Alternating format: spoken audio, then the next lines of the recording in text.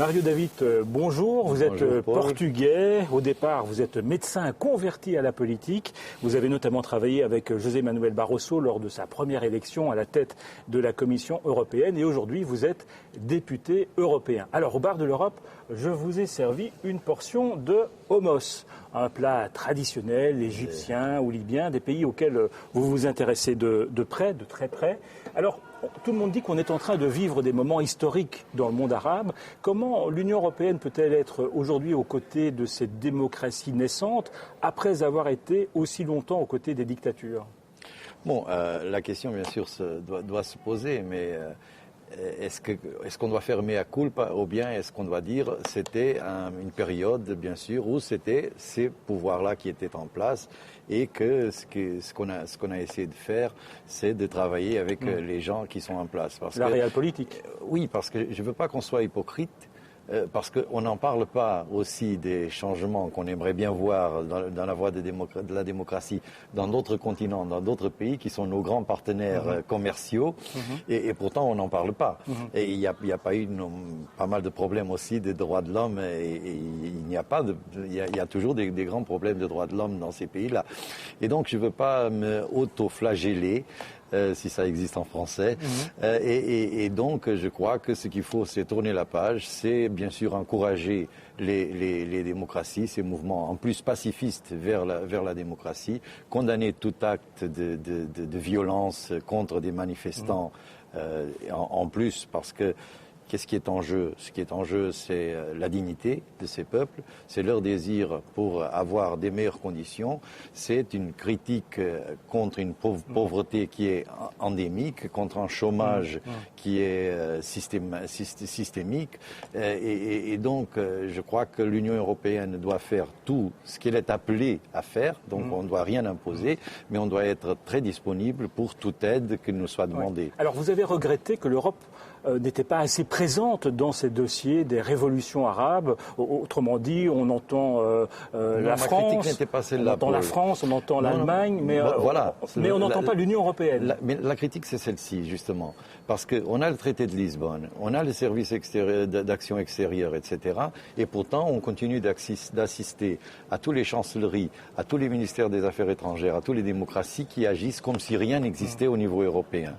Et ce qui me gêne surtout, c'est le fait que nous voyons nos dirigeants qui sont engagés, c'est pas le contenu, c'est la forme.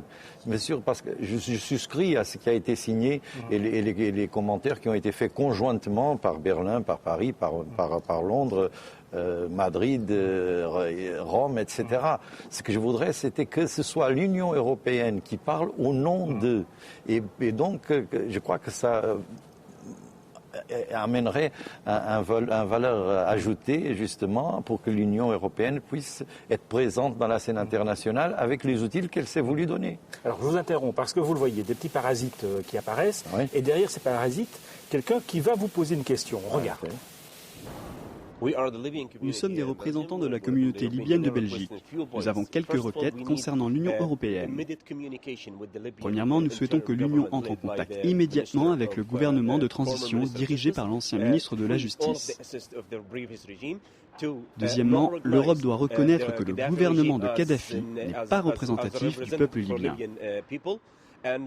Troisièmement, l'Europe devrait faire pression sur l'Union africaine et les pays d'Afrique qui collaborent encore avec le régime Kadhafi. Et dernièrement, nous voudrions savoir combien de temps vous allez mettre pour répondre et aider le peuple libyen après tous les dégâts qui ont été faits. Réponse ?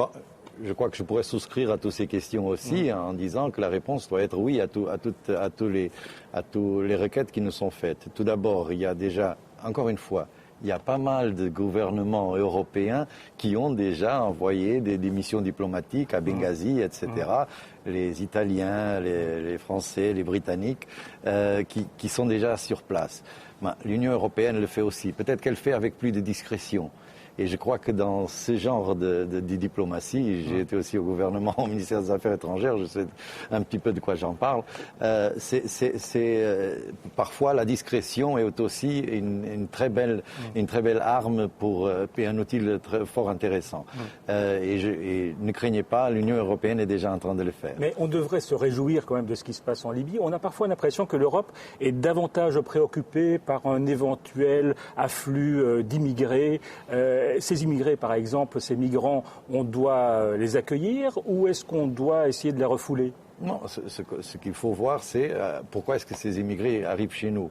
Remarquez, ce ne sont que des immigrés tunisiens qui sont arrivés ces dernières 2-3 semaines. Ce ne sont pas les Libyens qui arrivent sur Lampedusa et sur la côte européenne.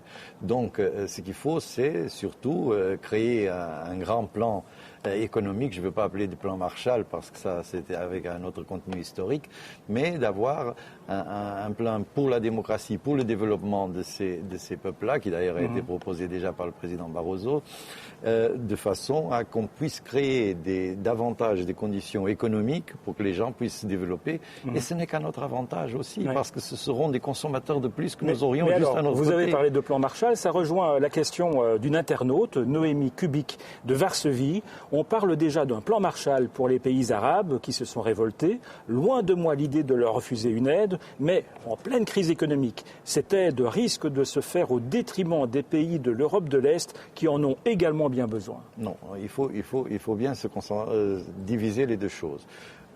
L'une, c'est le développement, la solidarité que l'Union européenne doit exprimer vis-à-vis des pays qui sont moins développés.